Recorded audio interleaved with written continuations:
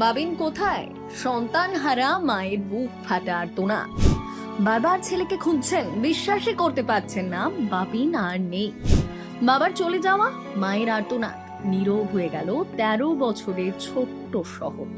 চোখের জল আড়াল করে সবটা নিজের হাতে সামলাচ্ছেন প্রিয়াঙ্কা সরকার। এই অবস্থায় চারিদিকে শুধু একটাই প্রশ্ন, কিভাবে এই শূন্যতা ভরবে? বিজয়গড়ের সেই চেনা বাড়িটা আজ নিস্তব্ধ, ভারী শোকে ঢাকা। বাবিন কোথায়? এক মায়ের বুক ফাটা আর্তনাদ বারবার ভেঙে দিচ্ছে চারপাশের নীরবতা। অভিনেতা রাহুল অরুণোদয় বন্দ্যোপাধ্যায়ের হঠাৎ চলে যাওয়া এখনো বিশ্বাস করতে পারছে না তার মা। মনে হয় এই তো দরজা খুললেই ফিরে আসবে বাবিন। ছোট্ট সহজ, চুপচাপ, চোখে জমে থাকা অজস্র না বলা প্রশ্ন। বাবার শেষ যাত্রার দৃশ্য যেন তাকে আরো নিঃশব্দ করে দিয়েছে।